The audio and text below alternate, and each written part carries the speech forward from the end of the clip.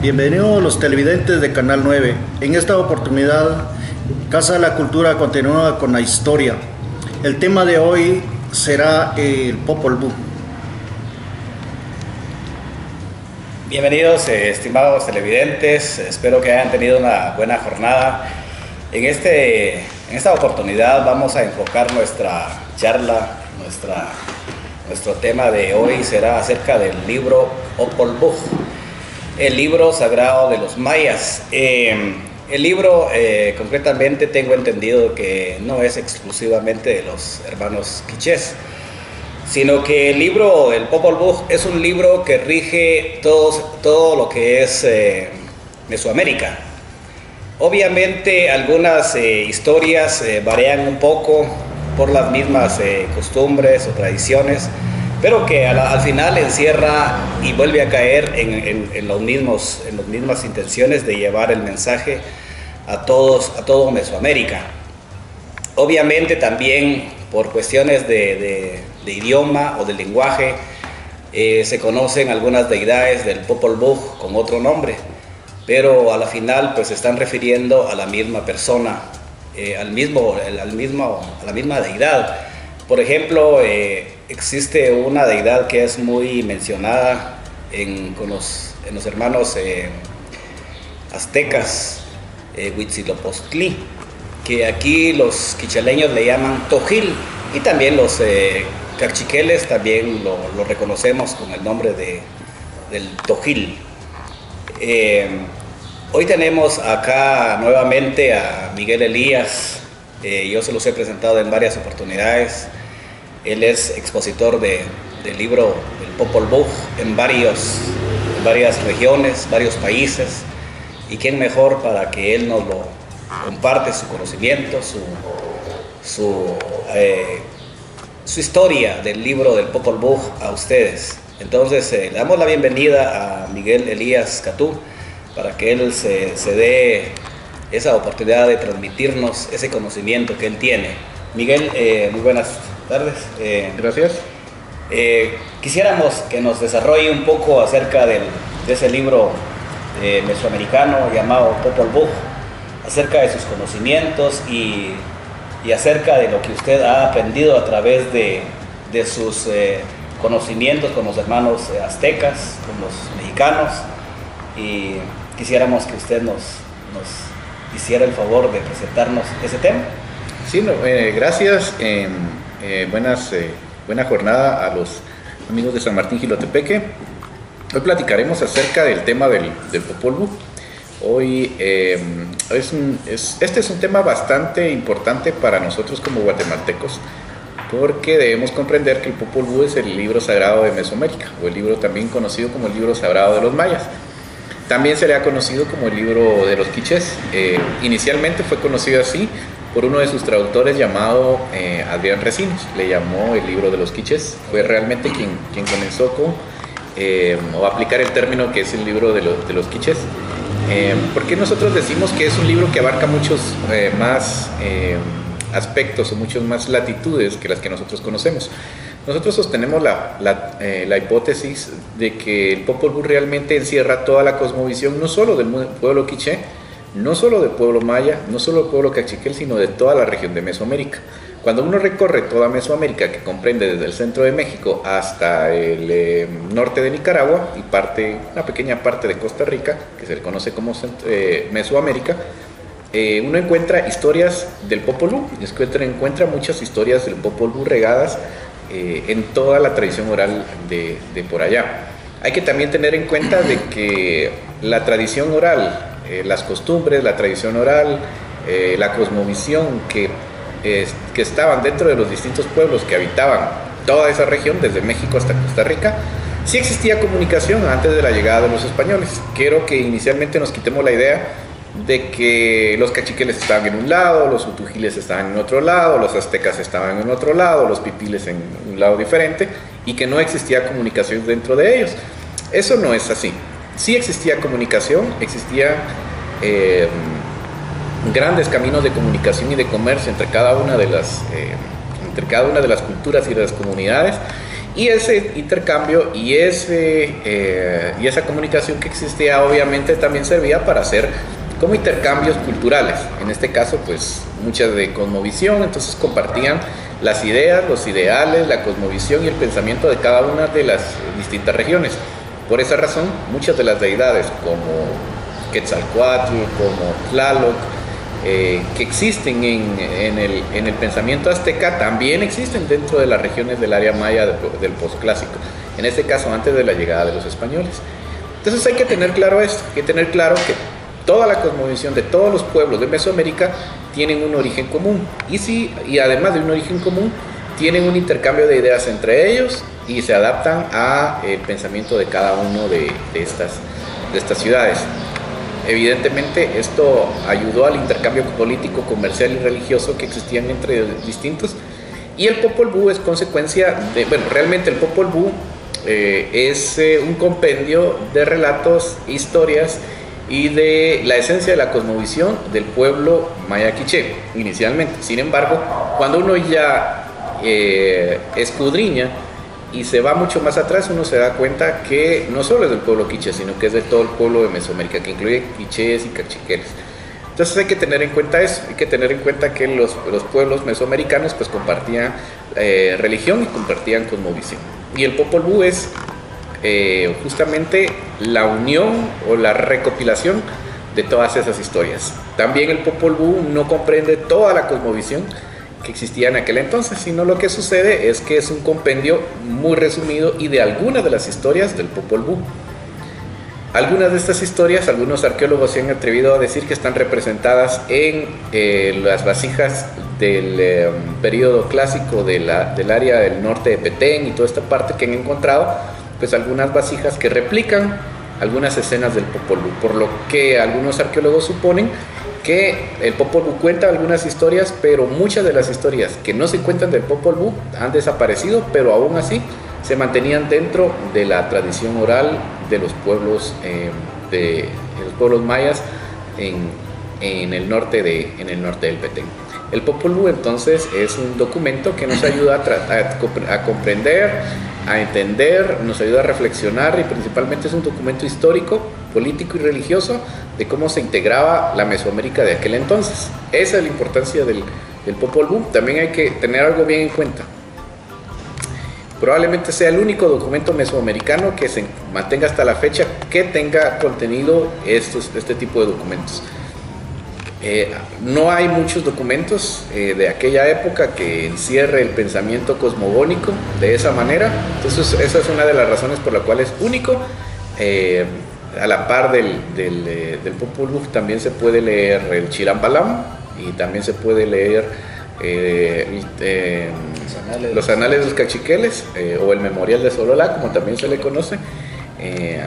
También se puede entender eso. También el Rabinal Achí es otro documento que también se puede ver para leer, y curiosamente, a excepción de el Chilam Balam, todos son documentos guatemaltecos, todos fueron documentos que se encontraron en Guatemala. El Chilam Balam es un documento encontrado en Yucatán, pero que también refleja toda la cosmovisión. Bien interesante. Sí, y en el caso de nuestros estimados televidentes, pues podrán pasarles en la mente de decir: yo ya leí el Popol Vuh, pero no le encontré mayor cosa. Porque déjeme decirle, Miguel, que yo había leído el Popol Vuh más o menos como en el 2000, y honestamente me costó encontrarle algo así significativo dentro del libro. Obviamente después me entero de que por su forma de haber sido escrito, porque es poético, entonces ahí es donde cuesta sacarle los contenidos. Pero para entender concretamente el Popol Vuh también tenemos que acudir al libro de Carlos Barrios, creo que es el que escribe el libro del destino, que es el Chortij. Entonces, cuando uno lee ese libro, uno va entendiendo, porque van caminando los dos libros, comparten ciertas historias.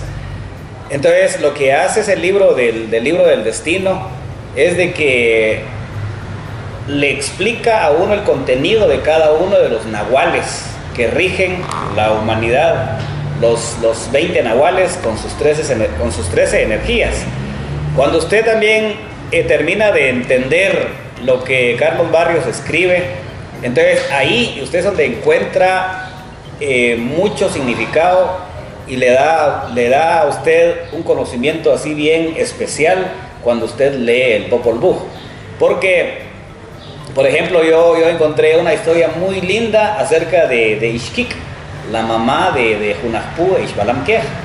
Ese tema yo no le encontraba absolutamente nada, pero cuando yo ya había leído ese libro y entender los nahuales, los 20 nahuales, ahí surge dentro del Popol Vuh, surgen los nahuales ayudando a Ixquic. Porque si alguien de nuestros televidentes ha leído el Popol Vuh, pues obviamente sabrá de que Ixquic, cuando se presenta ante la abuela Ixmucané, pues obviamente ella se presenta diciéndole: yo soy tu nuera y vengo a presentarme acá porque yo lo que cargo en mi vientre son hijos de tu hijo. Pero Ixmucané se niega a recibirla como nuera y le pone pruebas y pues para confirmar si realmente era nuera de Ixmucané, pues la manda a traer una red de mazorcas. Entonces ahí se presentan los nahuales ayudando a Ixquic, porque obviamente aparece la red, que es el Cat, auxiliando a Ixquic. Aparecen la caña de milpa, que está representada como el Aj dentro de los nahuales. Ella llena su red y después, para llevarla con la suegra, con la abuela Ixmucané, entonces se acercan los animales a ayudarla. Así es como menciona literalmente el libro del Popol Vuh. Llega el Tepezcuintle, llegan el Tacuacín, llegan un perico, creo un chocoyo, y menciona a varios animales que llegan a auxiliar a Ixquic. Que si vamos a profundizar el tema de los nahuales, pues el Tepezcuintle está representando a Hunahpu como el Ajpú dentro de los nahuales. El chocoyo está presentando al Atziquín dentro de los nahuales. Entonces uno tiene que leer esos dos libros para sacarle el sentido que uno pretende encontrar dentro del libro del Popol Vuh. Entonces su lectura, yo quisiera que también usted lo aclarara con esa facilidad que usted tiene. ¿Cómo fue escrito el libro del Popol Vuh y cuál fue el objetivo principal de haberlo escrito? Si usted nos hiciera el favor, Miguel. Bueno, el Popol Vuh una de las principales dificultades que uno tiene al encontrarse con el Popol Vuh es que a uno le cuesta entender el texto, principalmente porque las historias, podríamos decir que las historias vienen revueltas, porque empiezan narrando una historia, terminan, comienzan narrando otra, terminan, comienzan a narrar otra que iba antes. Entonces es como pareciera que es confuso. Sin embargo, hay que tener en cuenta que el pensamiento cosmogónico ancestral o el pensamiento cosmogónico maya no es el mismo que nosotros tenemos con el pensamiento occidental. Nosotros con una historia comenzamos con un principio, tenemos un nudo y tenemos un final en una historia. Lo que usted nos está contando es un principio, un nudo y un final de la historia. Sin embargo, en la cosmovisión maya el pensamiento no funciona así, sino en la cosmovisión maya el pensamiento funciona en círculos.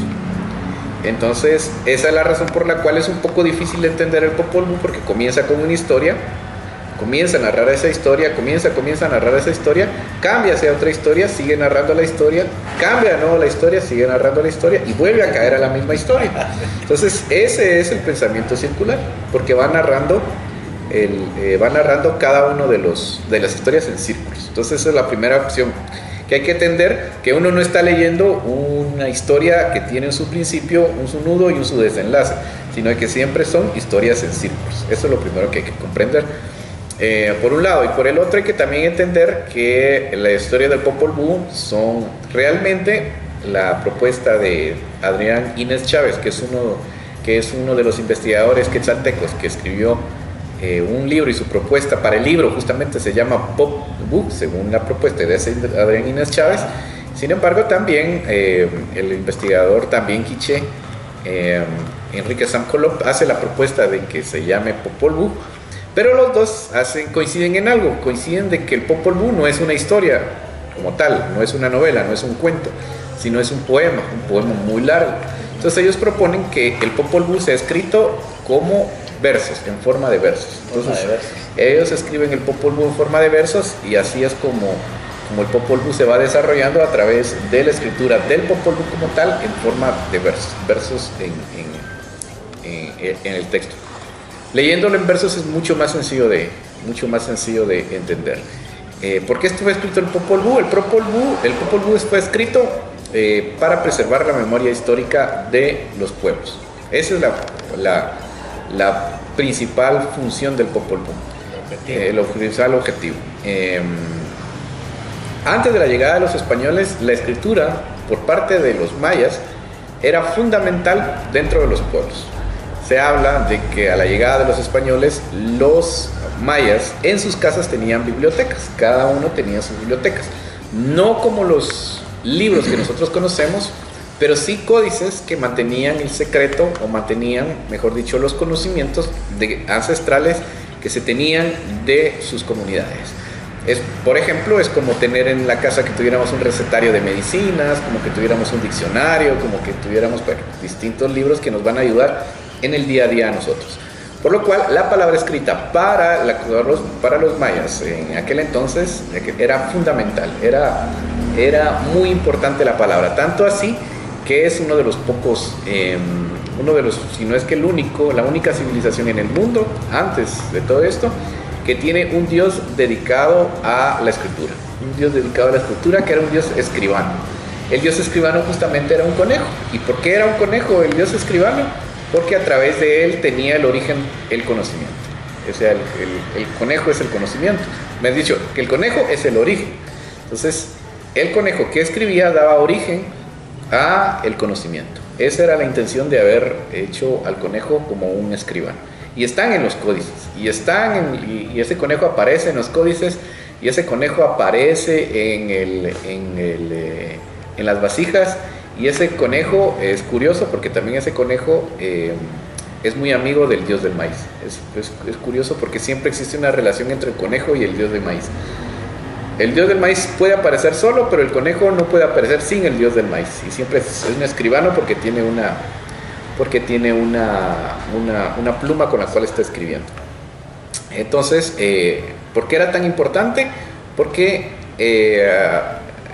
los mayas necesitaban dejarlo todo por escrito. Cuando llega la invasión hacia 1518 en México y hacia 1524 en Guatemala, o en esta parte de Mesoamérica, cuando llega todo el asunto de la invasión, queman códices y queman todo lo relacionado con el pensamiento, con la cosmovisión maya. Y ahí tenemos algo bien importante, porque al momento de quemarlo, la gente se queda sin su conocimiento, se queda sin que trasladarle a las nuevas generaciones ese conocimiento. Entonces, ¿cómo lo traspasan?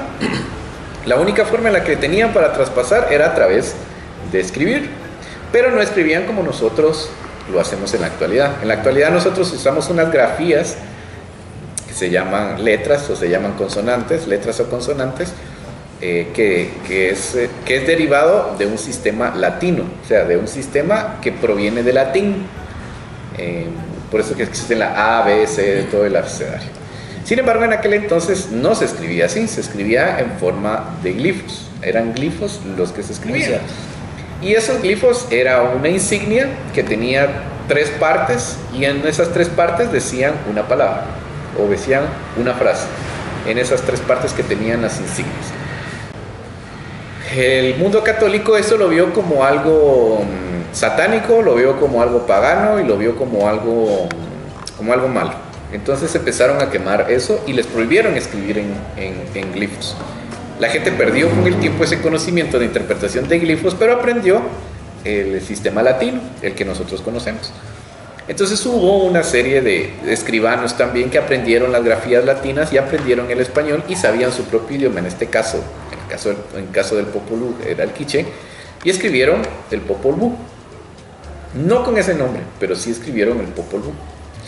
Y es Popol Vuh lo que era que de un lado, pero realmente era una especie de códice escrito, pero un códice que estaba escrito totalmente en quiché,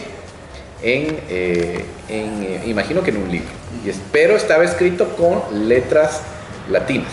Ya no eran glifos, sino eran letras latinas. Ahí es cuando lo encuentra Francisco Jiménez en Chichicastenango, y él copia la versión que tenían, me imagino que los cofrades o la gente importante, copia esa versión, él la copia y también la vuelve a reescribir, la reescribe y la traduce. La escribe en quiché, porque él sabía quiché, y la traduce al español. Y ahí es donde aparece la primera copia, por decirlo de alguna manera, del Popol Vuh. Este anterior, el que tenían los cofrades y que copió Francisco Jiménez, ese desapareció. Ese ya no se volvió a ver. No se sabe nada de él. Algunas personas dicen que está bajo la iglesia de Santo Tomás en Chichicastenango. No hay algo que lo compruebe, sí. Es como un mito que ahí se encuentra. Pero el de Francisco Jiménez saca un primer volumen, luego saca otro segundo volumen, o sea, realmente hace 2 copias. La primera copia que él hace desaparece en Europa, y la última copia sí está en la Universidad Newberry de Filadelfia, sí que es Filadelfia, en Estados Unidos. Ahí está la segunda copia. En Estados Unidos está la copia del Popol Vuh, la original, y ahí pues por internet se puede visitar. Sí, y es interesante la forma también de escribir de los mayas, porque ellos no escribían de la forma como nosotros actualmente lo hacemos. Ellos escribían de derecha a izquierda, no de izquierda a derecha como actualmente nosotros lo hacemos. ¿Por qué lo hacían ellos de esa manera? Lo hacían porque ellos se dejaban llevar por el movimiento de la madre tierra. La tierra gira al revés de lo que gira un reloj, gira de esta forma. Y también escribían de abajo para arriba, no como nosotros que empezamos a escribir arriba y abajo. ¿Por qué lo hacían ellos de abajo para arriba? Era porque todo nace de abajo y va para arriba, todo. Un árbol, por ejemplo, nace chiquito y crece, va para arriba. El ser humano, lógico, también es lo mismo. Nace pequeñito y va creciendo. Entonces ellos, la escritura era de derecha a izquierda y de abajo para arriba. Ahora quería retomar el caso del Popol Vuh, cuando usted habla de que cuesta entenderle también porque es una narración así revuelta. Deja de contar lo que viene contando y empieza a contar otra cosa. Y es interesante porque a pesar de que nosotros ya no le ponemos importancia a nuestra cultura, a nuestra identidad, a nuestro libro sagrado como es el Popol Vuh, a pesar de desconocerlo, ese libro es el que nos empuja a actuar nosotros también así, de esa manera. Porque recuerdo yo cuando se hablaba de que nosotros mismos, cuando hacemos una reunión, estamos hablando de una cosa, o simplemente nos juntamos y nos ponemos a platicar de algo, y nunca vamos a terminar el mismo tema. Empezamos hablando una cosa, nos ocupa eso, después alguien saca otro tema y revuelve el tema con otro tema. Alguien saca otro tema y se vuelve, y después retomamos lo que inicialmente iniciamos platicando. A la final se termina de platicar todo, pero no fue un tema exclusivamente el que se llevó, sino que se sacaron unos temas. En una reunión se habla como de 3, 4, 5 temas, que a la final terminamos con la que iniciamos. Esa es la manera también como el Popol Vuh nos habla, y es donde nos cuesta. No es como leer por decirle algo a una historia que nos cuente la escuela. Una noticia. Ajá, una noticia. Y esto pasó, al final fueron capturados y tal. Entonces uno se enfoca en la lectura y se hace uno hasta una película arma uno. Pero en el Popol Vuh no sucede eso. Entonces es muy interesante lo que usted estaba aclarando de la forma en que está escrita. Por eso es de que cuesta sacarle lo que pretende darnos a entender el libro del Popol Vuh. Este libro del Popol Vuh, según usted, Miguel, Este libro, ¿con qué nombre lo conocen los hermanos mexicas, los mexicanos? Bueno, el título es el mismo. ¿El mismo? Sí, es el mismo título. Lo que sucede es que algunas historias en algunos pueblos de México son similares a la interpretación que se da acá. Por ejemplo, allá también está la muerte de los 400 muchachos. Sí, también correcto. se habla de la muerte de los 400 muchachos. Pero con otro nombre. Con otros nombres. Sí. Ajá, la muerte de los 400 muchachos. También está el nombre del maíz, por ejemplo. También está el origen del maíz. También se interpreta el paso hacia Xibalbá. Ellos Xibalbá, en algunas de las culturas mexicas, o por lo menos del centro de México, no se le llama Xibalbá, sino se le llama Mitlán. Mitlán es el inframundo. Entonces, y que funciona de la misma manera que Xibalbá, lo único que tiene otro nombre. Entonces, pero no es que el Popol Vuh tenga otro nombre allá, sino simple y sencillo es el mismo. Es más, Sí, las es escuelas... el mismo, pero con un nombre distinto. No, es el mismo, porque ¿Ah, sí? al final las escuelas en México, por obligación, tienen que leer el Popol Vuh. Ah, ya. Entonces, todos los niños mexicanos en algún momento de su primaria leen el Popol Vuh. Entonces, es como es un libro que sí, de lo cual México sí tiene un referente. O sea, no es que le sea ajeno, pero se llama de la misma manera y utilizan los textos que nosotros, utilizan los textos de los traductores guatemaltecos. En este caso, de Adrián Recinos, utilizan mucho ese y algunos otros textos. Bien interesante. Sí, yo apuntaba, por ejemplo, el caso de Huitzilopochtli, que me costó encontrarle la relación acá, pero con ayuda de algunos y de otros ancianos, ellos dijeron no, él es el mismo el Tojil. Tojil obviamente está acompañado de Aguilix y de Zachtencau, que son como discípulos de él, que siempre, según la narración, siempre le servían y lo auxiliaban en lo que había que hacer. Algo también que quisiera apuntar, encontré un dato bien interesante y me sorprendió, es el caso de una deidad que también ocupa todo Mesoamérica, y resulta de que en Esquipulas es muy visitado el Cristo Negro de Esquipulas. Y resulta de que a la final de la investigación que hice, realmente el caso viene a dar algo así como la guadalupana, que es Tonantzin. Bueno, sí, no, porque, bueno, en el caso de Guadalupe, que es como muy particular, bueno, esto teniendo en cuenta, porque haciendo un poco de rememoración del caso Guadalupe, que es muy particular. Guadalupe aparece en el cerro del Tepeyac, cerca del Valle de México, muy cerca del Valle de México, en un cerro, que era utilizado como paso del mundo indígena, como un centro de adoración a Tonantzin.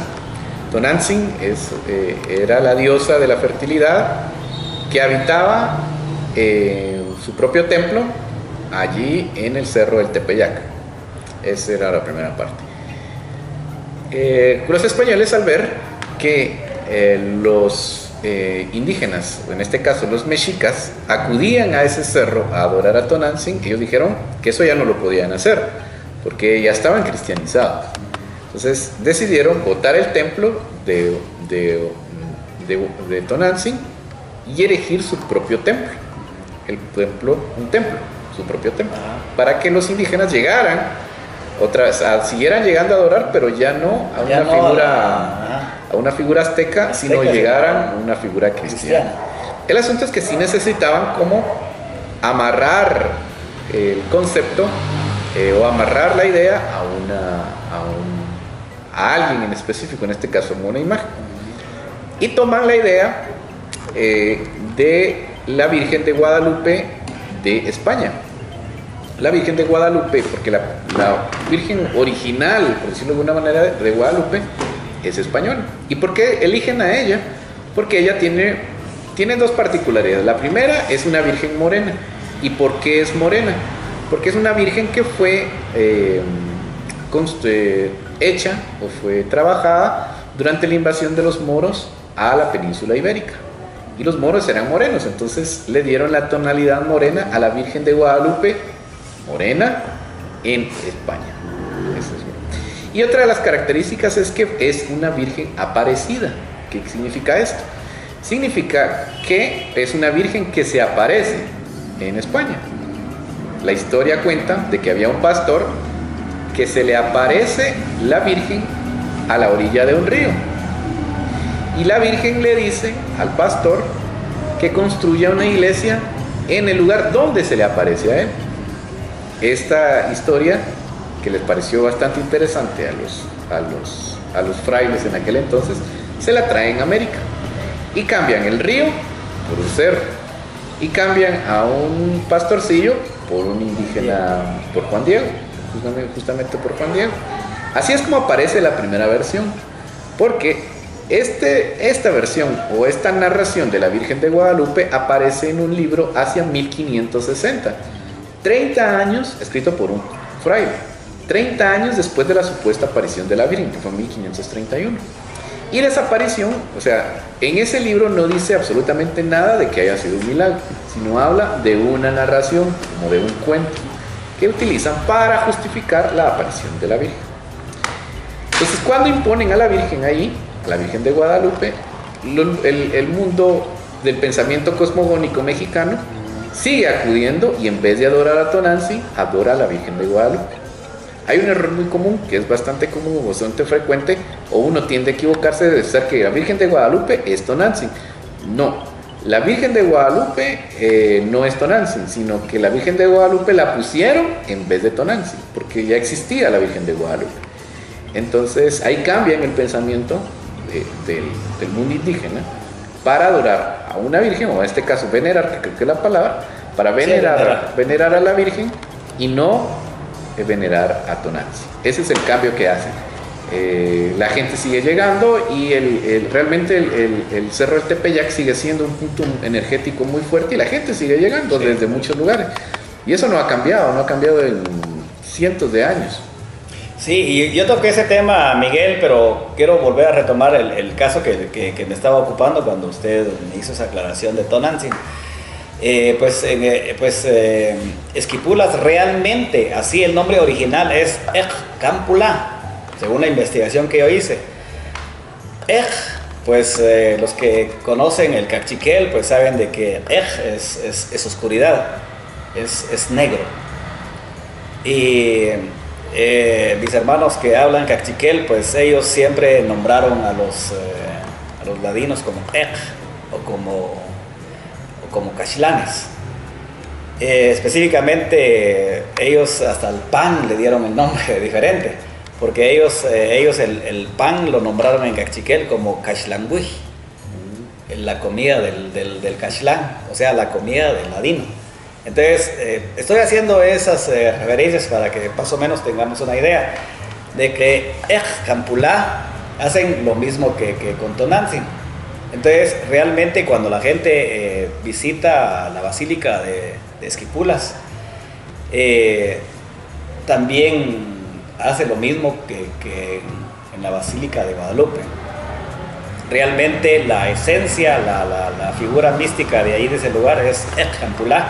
Y es una deidad muy famosa que precisamente lo menciona el Popol Vuh. Porque el Popol Vuh dice que cuando los creadores y formadores terminan de construir todo, entonces los creadores ponen guardianes en los rincones de lo que ellos han construido. Así lo dice. Entonces, esta deidad que yo estoy mencionando de Chiquimula, pues es uno de los guardianes de esta región, de estos lugares. Y son cuestiones que realizamos sin saberlas, de que son realmente orígenes de nuestros abuelos, los mayas. Entonces, eso quería yo más o menos darles a entender a los televidentes. A lo mejor alguien quedó con duda cuando yo digo que es Campulá, y ya solo lo traducen, lo castellanizan y le ponen Esquipulas. ¿Por qué? porque resulta de que muchas regiones de acá ya están castellanizadas. Por ejemplo, en el caso de Sololá, su nombre original no es Sololá, es Solojá, que quiere decir lugar de agua. Por ejemplo, el lugar de la costa, Siquinalá le llaman, pero en realidad no es Siquinalá, es Siquinalá, que quiere decir pajarito de patojito. Y usted cuando visita ese lugar y divisa ese cerro, realmente es como el pajarito de un patojo. Los abuelos le pusieron Siquinalá. Aquí en San Martín, por ejemplo, Canajal, eso está castellanizado. Su nombre original es Unajush. Esto es un Unajush. Este es un, amarillo es un. Y esto es una mazorca, es Unajush. Este es un hush,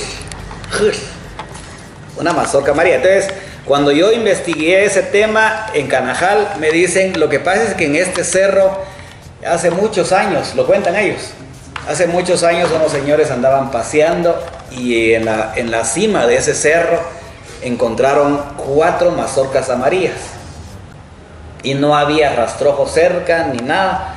Entonces, por eso ese cerro se le llama Canajal, pero su nombre oriundo y nombre de los abuelos mayas es Unajush, mazorcas amarillas.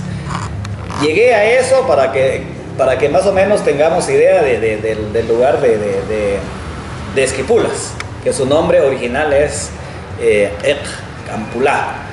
Entonces, el caso del Popol Vuh es un tema bien largo y bien interesante, porque al profundizar ese tema uno encuentra historias bien fascinantes y no solo se queda en ese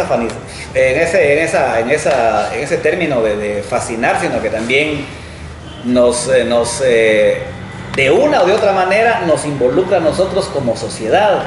Por ejemplo, el Popol Vuh nos habla también de un ser que era muy orgulloso, y es de Bukukakish.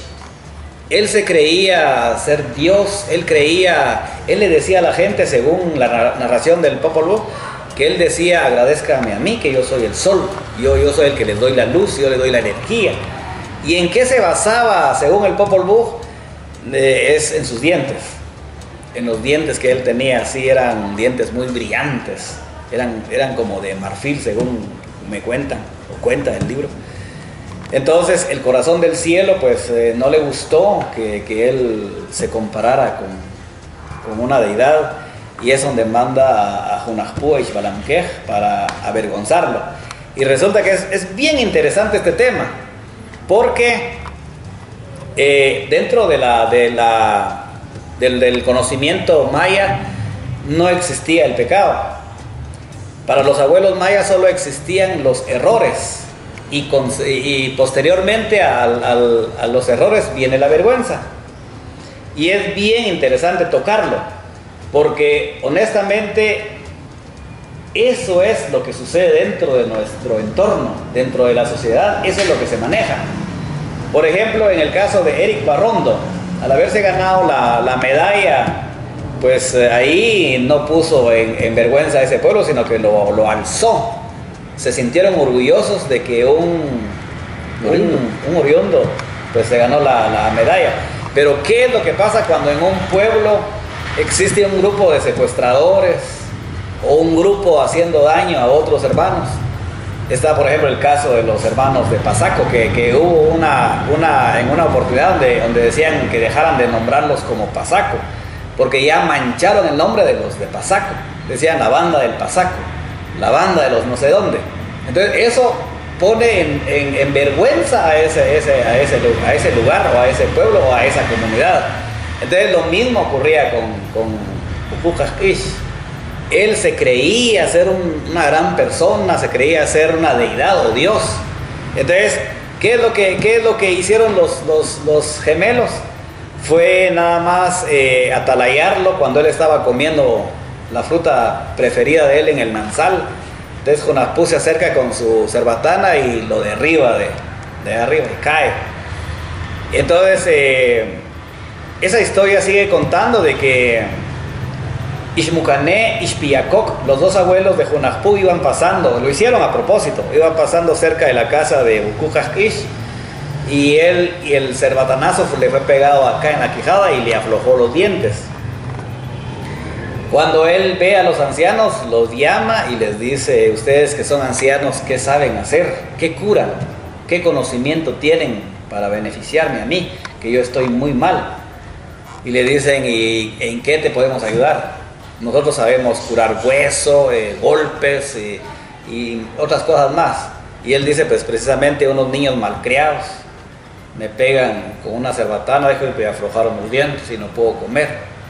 Entonces vienen los ancianos, y Ixmucané y Ixpiacoc le dicen: bueno, no te preocupes, nosotros te vamos a arrancar los dientes y te vamos a poner otros dientes mejores para que sigas brillando así como has venido. Y él dice: bueno, él quería solución a su problema y se deja arrancar los dientes, y lo que le ponen los abuelos fueron granos de maíz que al poco tiempo se le caen y quedó en ridículo, quedó sin sus dientes que él presumía tanto. Lo cuento así porque yo sé que muchos han leído el Popol Vuh, claro, y no profundizan, y cuando uno les empieza así a hablar, te dicen: ah, sí, ya lo leí. A mí me ha pasado, a varios se los he contado. Entonces se los conté o se los comparto para que se interesen y vuelvan a leer ese libro, léanlo así detenidamente y encontrarán las historias interesantes. Ahí es donde se reflexiona el tema de la vergüenza, ¿no? ¿Sí? El asunto de que era muy vanidoso. Esto también le causaba cierto tipo de males a los que habitaban la tierra. Sí. Se creía el sol y la luna. En ese entonces, según el Popol Vuh, no existía el sol ni la luna, sino él era el que medio iluminaba. Entonces el castigo fue que se le quitaran los dientes, que se le cayeran los dientes, y al final su paga fue la vergüenza. Fue la vergüenza. Quedar en ridículo. Ajá, justamente esa es como la reflexión en torno al texto. Sí, ajá. Por eso le digo yo que cuando yo lo leí en el 2000, yo no le encontré nada. Sí, encontré partes, sí, pero pues no le encontré lo que pretendía el escritor transmitirle a nosotros. Pero ya profundizándolo, leyendo otros libros, uno ya le encuentra que ese libro es muy rico en conocimiento y transmite cosas muy interesantes para cada uno de nosotros. No sé si quisiera agregar algo más, Miguel, porque sabemos de que el tiempo por televisión es bastante corto. El tiempo es para usted, Miguel. Sí, al final creo que es importante retomar la lectura del Popol Vuh, pues entenderemos muchas cosas. Y realmente en nuestro contexto. Habla de conejos, habla de cotorras, habla de maíz, de nances, de redes. O sea, realmente habla de nuestro contexto, historias que nosotros encontramos y que nos parecen muy curiosas, pero que valen la pena hacer la reflexión. Y bueno, creo que esa es la parte importante de esto, ¿no? Sí, totalmente. Sí, gracias, Miguel. Gracias también. Y yo solo quisiera que nos emplearas un poquito sobre cuando quemaron los libros del Popol Vuh o los libros de los mayas. ¿Cómo fue por qué fue a aparecer en Estados Unidos o Alemania? Cuestiones así como esa. Ok. Bueno, hay mucho... Bueno, en el caso del Popol Vuh, que se quemaron los códices que existían en Guatemala, cuando Francisco Jiménez se da cuenta de que hay un libro en quiché escrito con historias de los mayas, él lo toma este libro, lo escribe, lo reescribe y lo traduce. Y él regresa al manuscrito original, lo regresa a la gente importante de Chichicastenango. Y ellos se quedan con el libro original y él se queda con la copia que él mismo escribió. Saca una segunda copia y se queda con ambas copias. Él se los lleva a un pueblo que está en Baja Verapaz, que se llama Rabinal, y ahí lo encuentra un investigador francés de apellido Brosseau.